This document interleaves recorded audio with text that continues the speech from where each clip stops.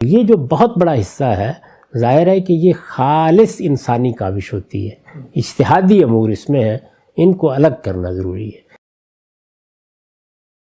آپ کی کتاب میزان میں ایک جملہ پڑھنے کو ملتا ہے جس میں آپ نے بہت اسٹریس اور اصرار سے یہ بات بیان کی ہے کہ آپ نے جو اپنا نقطہ نظر اپنی کتاب میزان میں بیان کیا ہے اس کو فلسفہ، تاریخ، کلام اور فقہ سے الگ کر کے خالص قرآن و سنت کی بنیاد پہ پیش کیا ہے۔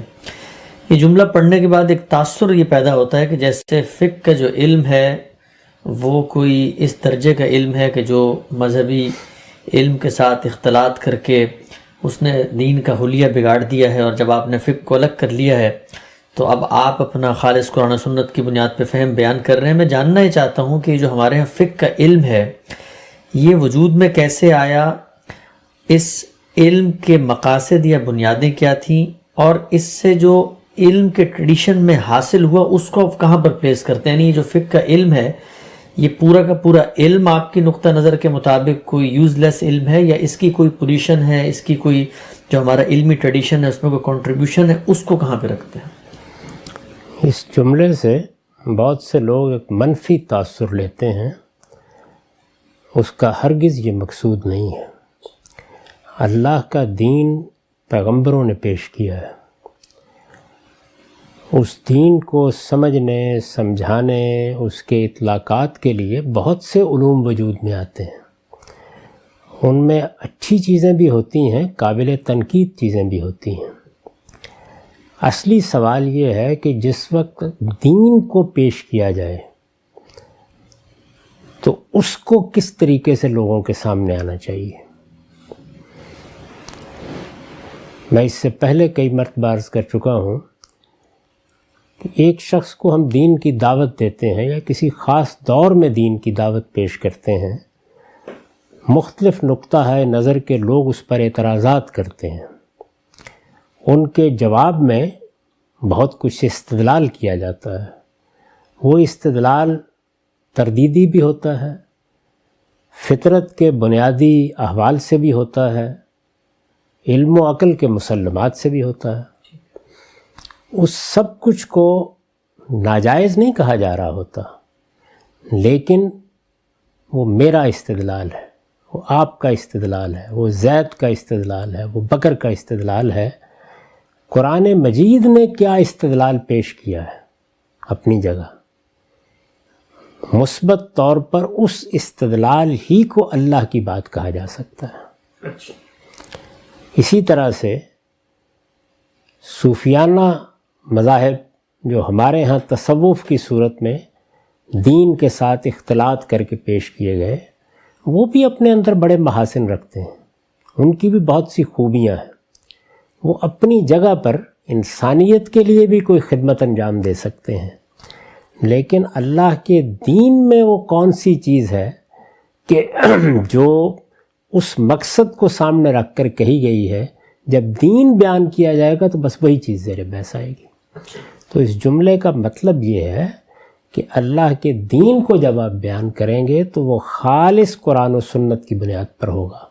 وہی استدلال جو قرآن و سنت میں پیش کیا گیا ہے، وہی باتیں جو اس میں کہی گئی ہیں، وہی ایمانیات، وہی اخلاقیات اور وہی قانون جس کو آپ شریعت کہتے ہیں، خواہ وہ عبادات سے متعلق ہے، خواہ سیاست سے متعلق ہے، خواہ معیشت سے متعلق ہے، یا کسی اور شعبہ زندگی سے متعلق ہے، وہی پیش کی جائے گی۔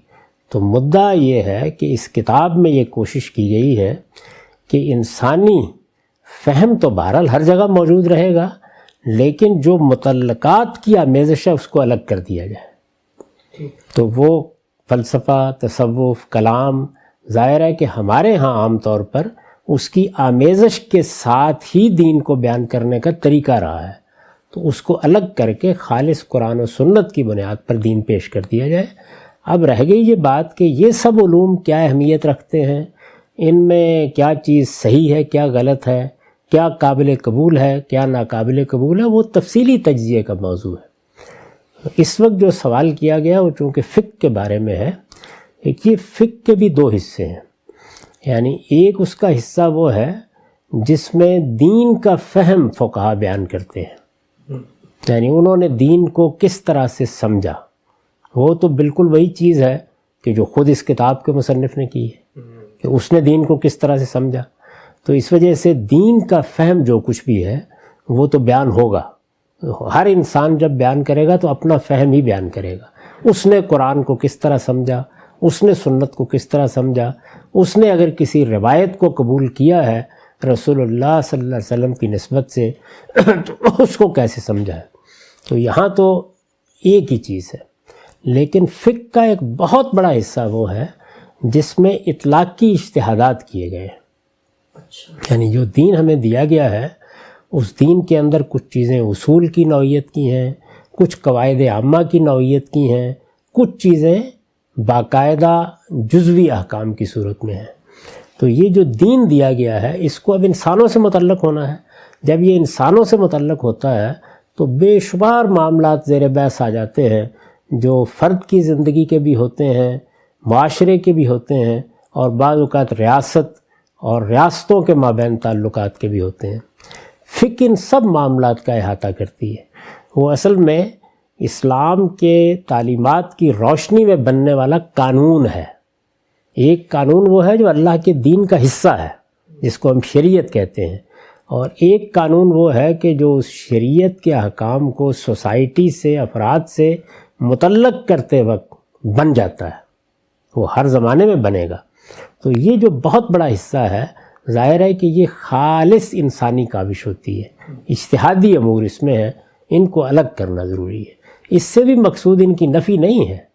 ان میں بھی ایسی چیزیں ہوں گی جو بڑی قیمتی ہیں، اور ایسی چیزیں بھی ہوں گی کہ جن چیزوں پر تنقید کی جائے گی، لیکن دین کو بیان کرتے وقت یہ ساری چیزیں الگ کر دینی چاہیے. تو وہاں لفظ الگ کر دیں بیان کیا گیا ہے، یعنی یہ دین ہے، اس کو ان چیزوں سے الگ کر دیا گیا ہے. کیوں یہ لکھنا پڑا؟ اس لیے کہ ہمارے ہاں دوسرا طریقہ ہے. ہم ان کو عام طور پر ایک ہی جگہ رکھ کے بیان کرتے ہیں. میرے نزدیک اس سے اصل دین میں اور اس طرح کے انسانی علوم میں ایسا اختلاط واقع ہوتا ہے کہ بڑی خرابیاں پیدا ہو جاتی ہیں. تو الگ کر کے، بعض لوگوں نے پروپیگنڈا مقصود ہوتا ہے الگ کر کے لفظ کو پاک کر دیں لکھ دیا، وہ کوئی علائش ہے. نہیں، یہ مطلب نہیں ہے، آمیزش ہے. تو آمیزش آپ اچھی چیز کی کریں، بری چیز کی کریں. اس وقت صورتحال یہ ہے کہ دین بالکل الگ، بالکل متعین، جیسے کہ قرآن و سنت میں ہے اس طرح پیش کرنا چاہیے. اس میں بھی انسانی فہم کی غلطی کا امکان ہے، لیکن کوشش یہی کرنی چاہیے. تو یہ مطلب ہے اس کا. اس سے کسی چیز کی نہ تردید مقصود ہے، نہ کسی چیز کو غلط قرار دینا مقصود ہے. یہ علوم خواہ وہ فلسفہ ہے، خواہ وہ کلام ہے، خواہ وہ فقہ ہے، اپنے میرٹ پر دیکھے جائیں گے. ان میں سے جو چیز اچھی ہے انسانیت کے لیے اور قرآن و سنت کے مطابق ہے قبول کی جائے گی، جو نہیں ہے نہیں قبول کی جائے گی. تو وہاں اصول دوسرے ہیں. اگر اس پر کوئی آپ کتاب لکھیں تو وہاں ظاہر ہے کہ ان علوم کی تطہیر پیش نظر ہوگی. یہاں دین کی تطہیر پیش نظر ہے کہ وہ بالکل ہر آمیزش سے الگ سامنے آ جائے. ہم صاحب نے بڑی تفصیل سے بات بیان کی. ایک اشکال جو لوگوں کے ذہن میں اٹھتا ہے اور وہ عام طور پر بیان کرتے ہیں آپ کے اس تقریر کے اوپر، وہ یہ کہ جس وقت آپ یہ فرماتے ہیں کہ آپ نے اس کتاب میں قرآن اور سنت پر مبنی دین کو بیان کر دیا ہے، لیکن بیان آپ نے بھی اپنے فہم کے مطابق کیا ہے. قرآن کی آیت کا کوئی ترجمہ، جملے کی تالیف کو آپ نے کیسے سمجھا ہے، اس کی آپ نے وضاحت کی کہ وہ کام تو فقہا بھی کر رہے ہوں گے. میں چاہتا ہوں جو آپ نے فقہ کی دو ڈائریکشنز بتائی ہیں کہ ایک کام وہ قرآن و سنت کے استدلال کو اپنے فہم کے مطابق بیان کر رہے ہیں، یہ کام تو آپ بھی کر رہے ہیں، اس پر کوئی آپ کو اعتراض نہیں ہے. اس کی کچھ متعین مثالیں اس کام کی اور جو ان کے اجتہادات ہیں اس کام کی، ان کو الگ الگ کریں. مثلا میرے ذہن میں ایک چیز یہ آ رہی ہے کہ آپ نے اپنی کتاب میں اس بات کو قبول کیا ہے کہ جو ایبارشن ہے، آپ نے حمل کو گرانے کا فیصلہ کرنا ہے تو 120 دن کا ایک مدت ہے. قرآن نے مراحل بتائے ہیں، رسول اللہ صلی اللہ علیہ وسلم نے اطلاق کیا ہے، فقہا نے بھی یہی بیان کیا ہے، آپ نے بھی اس کو قبول کر لیا. تو یہ وہ دائرہ ہے جو قرآن و سنت پر مبنی فہم کا، اس پر آپ کو کوئی اعتراض نہیں ہے، فقہ آپ قبول کرتے ہیں؟ یہ تو میری کتاب مقامات میں ہے، میں نے میزان میں اس کو بیان نہیں کیا. آپ یہ دیکھیے کہ خود میری جو اپنی فقہی آراء ہیں ان کو بھی میں نے اس کتاب میں بیان نہیں کیا. وہ میری کتاب مقامات میں بیان ہوئی ہیں. یا کوئی تفصیلی نوعیت کی ایسی چیزیں تو برہان میں بیان ہوئی ہیں. مقامات میں نے سب موضوعات پر کم و بیش اپنی رائے دی ہے. بیمے پر دی ہے، سود پر دی ہے، اسی طرح سے اعضاء کی پیوند کاری پر دی ہے، یہ جو مسئلہ آپ نے چھیڑا اس پر دی ہے، اسقاط حمل اور دسیوں اور چیزیں ہیں. اپنی آراء دی ہیں، لیکن ان کو اپنی کتاب میزان میں بیان نہیں کیا، اس لیے کہ میزان خالص اس دین کا بیان ہے جو محمد الرسول اللہ صلی اللہ علیہ وسلم کے ذریعے سے ملا. یہ اطلاقی مسائل ہیں، اور اطلاقی مسائل تو اسی طرح بیان ہوں گے. تو مقصد یہ ہے کہ اگر فقہا نے بھی دین کا فہم بیان کیا ہے اور میں ان کی خدمت میں عرض کر سکتا تو یہ کہتا ہے کہ وہ بھی اس کو دو حصوں میں الگ بیان کریں. یعنی وہ اپنی فقہ میں شریعت کو الگ کریں، اور جو اطلاقی مسائل ہیں، اب یہ اطلاقی مسائل ہیں نا، اس کی بہت سی مثالیں میں نے بیان کر دی. اسقاط حمل ہو سکتا ہے یا نہیں ہو سکتا، یہ قرآن تو اس کو موضوع نہیں بنا رہا، یا شریعت براہ راست اس کو موضوع نہیں بنا رہی. ایسا نہیں ہے کہ اسقاط حمل کے بارے میں کوئی بات کہہ دی گئی ہے. اسی طرح کا معاملہ بیمے کے بارے میں نئی چیز ہے. اسی طرح کا معاملہ اس زمانے میں سود کی بعض شکلیں ہیں، ان سے متعلق ہے. تو بہت سے مسائل ہیں. اعضاء کی پیوند کاری کا کوئی تصور نہیں تھا ماضی میں، اس زمانے میں یہ مسئلہ زیر بحث آ گیا. آپ اگر نکال کے دیکھیں میری کتاب مقامات، جس میں فقہی آرائی ہیں زیادہ تر، تو اس میں اور میزان میں یہ واضح فرق آپ کو نظر آئے گا. تو میرا اصرار وہاں بھی یہی ہے کہ فقہی آراء کو الگ بیان کیجئے اور اصل دین کو الگ بیان کیجئے. اگر ہم سے کوئی ایک مثال مجھے دیجیے گا کہ جو فقہا کام کر رہے ہیں، اس میں آپ نے فرمایا کہ دو پہلو ہیں ان کے کام کے. ایک تو وہ اپنا فہم بیان کر رہے ہیں قرآن و سنت کے معاملے میں، اس پہ تو کوئی ہم اس فہم کو دیکھیں گے قرآن مجید کے سامنے رکھ کے. نہیں، اس پہ بھی میرا اصرار ہے کہ انہیں بھی اس کو الگ بیان کرنا چاہیے. لیکن وہ تو آپ بھی اپنی کتاب میزان میں اپنا ہی فہم بیان کر رہے ہیں. جی ہاں، لیکن اس کو بھی الگ بیان کرنا چاہیے ان چیزوں سے جو میں نے مقامات میں بیان کی ہیں. یعنی میں جو بات عرض کر رہا ہوں یہ ہے کہ ان کے ہاں دو چیزیں ہیں جو وہ بیان کر رہے ہیں، تو یہاں پر بھی الگ کر دی ہیں نا. میزان میں نے دین بیان کر دیا ہے جو محمد الرسول اللہ سے ملا ہے، اور مقامات میں اطلاقی مسائل، اجتہادی مسائل، فقہی مسائل، ان پر اپنی آراء دے دی. تو یہ کیا ہوا کہ دو الگ الگ جگہوں پر چیزیں چلی گئیں، ان میں اختلاط کا امکان ختم ہو گیا. آپ دین کو بالکل الگ دیکھ لیں، تو فقہا کو بھی ایسے ہی کرنا چاہیے تھا. یعنی اس پر بھی میرا اصرار یہی ہے. لیکن ان کے کام کا یہ حصہ بہرحال وہی ہے جس میں وہ دین کی وضاحت کر رہے ہیں. تو میں یہ چاہ رہا تھا کہ ایک عام آدمی کو آپ یہ بتائیں کہ فقہا جو اجتہادات کر رہے ہیں اور جو بالعموم سمجھ لیا گیا ہے کہ وہ وہی دین بیان کر رہے ہیں، اس کی کوئی ایک متعین ایسی مثال جو عام فہم مثال ہو کہ ہم عام طور پہ سمجھتے ہیں کہ شاید یہ شریعت کے قانون میں یہ بات لکھی گئی، در حقیقت وہ فقہا کا ایک اجتہاد تھا، اصول عامہ یا معاشرے کے قانونی ڈھانچے کو سامنے رکھ کے دیا. یہ جتنی میں نے ابھی آپ کے سامنے مثالیں بیان کی ہیں جن پر خود میں نے کلام کیا ہے، سارے فقہا بھی تو یہ کر رہے ہیں نا. یعنی ہمارے جتنے آج کے زمانے کے فقہا ہیں وہ بھی کر رہے ہیں، قدیم زمانے کے فقہا بھی کر رہے ہیں. زمینوں کے معاملات کس طرح سے ہوں گے، سیر کے معاملات جن کو بین الاقوامی قانون کہا جاتا ہے، اس میں بے شمار چیزیں ہیں کہ جنہوں نے بیان کی ہیں. لوگوں کو اطلاقی مسائل پیش آ جاتے ہیں، بیع و شراء کے مسائل ہیں، بازاروں میں بیٹھے ہوئے لوگ ہیں، یہ دنیا بھر میں یہ چیزیں پیش آتی رہتی ہیں. یہ فقہی مسائل ہیں، اطلاقی مسائل ہیں. ایک آدمی آ کہتا ہے جی میں فلاں جگہ پہ کھڑا ہوا تھا، اللہ تعالیٰ نے نماز پڑھنے کا طریقہ بتا دیا، اس کے پیغمبر نے، مجھ سے یہ غلطی ہو گئی. میں حج کرنے کے لیے گیا تو وہاں پر فقہی آراء دی جاتی ہیں. یہ رسول اللہ صلی اللہ علیہ وسلم نے بھی یہ کام کیا ہے.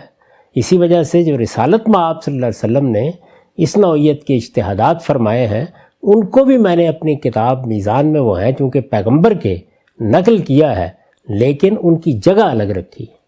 پہلے قرآن و سنت پر مبنی دین بیان کر دیا ہے، اس کے بعد رسول اللہ صلی اللہ علیہ وسلم نے جو وضاحت فرمائی، کسی چیز کی تفہیم کی، کسی کی تبیین کی، یا آپ کا اسوہ حسنہ سامنے آیا، اس کو لکھا تو وہی ہے اس لیے کہ پیغمبر کی ذات ہے، لیکن الگ کر کے بتایا ہے کہ یہ دیکھیے اب وہ روایات ہیں. تو ایک فقیہ یا ایک عالم بھی یہی کام کر رہا ہوتا ہے، اور یہ زندگی کے ہر شعبے میں روزمرہ کیا جاتا ہے. یہ جتنے فتاویٰ دیے جاتے ہیں سب ایسے دیے جاتے ہیں. ابھی آپ نے دیکھا کہ ایک سوال پیدا ہو گیا تھا جس کے اوپر ایک فتویٰ آیا کہ فلاں نوعیت کی گیم نہیں کھیلی جا سکتی. اس میں یہ معاملہ ہے. وہاں کیا ہے کہ شرک ایک اصول کے طور پر موجود ہے، شرک نہیں ہونا چاہیے، اس میں دو رائے نہیں ہو سکتی. شرک سب سے بڑا گناہ ہے. فلاں چیز میں اس کا اطلاق ہوتا ہے یا نہیں ہوتا. ایک شخص ہے وہ آپ کے ایک فقیہ سے پوچھتا ہے کہ میں کرسمس کی تقریب میں شرکت کر سکتا ہوں، تو وہ ایک اطلاقی اور فقہی سوال پوچھ رہا ہے. تو ان چیزوں کو ہمیشہ الگ رہنا چاہیے.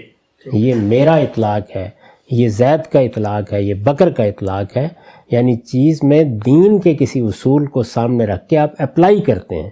10 سوالات لوگ کرتے ہیں.